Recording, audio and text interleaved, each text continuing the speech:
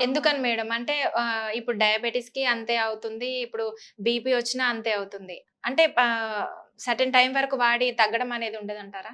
ఉండదండి. జనరల్‌గా ఒకసారి మనకి బీపీ గాని, షుగర్ గాని ఎటువంటి లైఫ్ స్టైల్ డిజార్డర్స్ వచ్చినియి అంటే మాత్రం, అది ఒక్కసారి మనం మెడిసిన్ మీదకెళితే ఆటిల్ని ఆపడం అనేది చాలా కష్టం. డోస్ ఫ్లక్చుయేషన్స్ ఉంటాయి. అంటే ఇప్పుడు ఒక్కోసారి మనకేంటంటే బీపీ డ్రాప్ అవుతోంది. మనం బాగా వాకింగ్ చేస్తున్నాం. లేకపోతే లైఫ్ స్టైల్ బాగా కంట్రోల్ చేస్తున్నాము. బరువు తగ్గాము. ఇలాంటి ఆటిల్లో ఏంటంటే కొంచెం డోస్ తగ్గించొచ్చు. మినిమల్ డోస్‌కి రావచ్చు. కానీ ఆపేయడం అనేది చాలా తక్కువగా చూస్తామండి. ఎక్కడైనా ఒకసారి మరీ డౌన్ అవుతోంది, డోసేజ్ ఎక్కువవుతోంది, డోసెస్ కనెక్ట్ అవ్వట్లేదు అనుకున్న వాళ్ళు ఆపుతామే తప్ప, అది చాలా రేర్ ఇన్‌స్టెన్సెస్ అండి. అంటే రెగ్యులర్‌గా మెడిసిన్ ఏసుకోవడానికి కొంచెం ప్రాబ్లమ్ అవుతుంది గదా మేడం. అంటే అందుకేనండి అయి రానంత వరకే జాగ్రత్తలు తీసుకోగలుగుతాం. అయి రాకుండా ఉండటానికి జాగ్రత్తలు ఎందుకంటే అండి ఒకప్పుడు మనం ఏంటంటే 50 ఇయర్స్, 60 ఇయర్స్ వాళ్ళలో చూసేవాళ్ళం.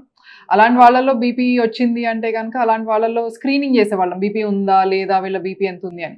కానీ ఇప్పుడేంటంటే మన స్ట్రెస్‌ఫుల్ లైఫ్, మన వర్క్, మన జాబ్, ఫిజికల్ యాక్టివిటీ లేకుండా ఆహ్, జంక్ ఫుడ్ ఎక్కువవ్వడం, బయట ఫుడ్ ఎక్కువవ్వడం వీటిలన్నిటితో ఏంటంటే 35 ఇయర్స్, 30 ఇయర్స్ పిల్లల్లో గూడా అంటే యంగ్‌స్టర్స్ పిల్లలు గాదు యంగ్‌స్టర్స్‌లో కూడా చూస్తున్నామనమాట.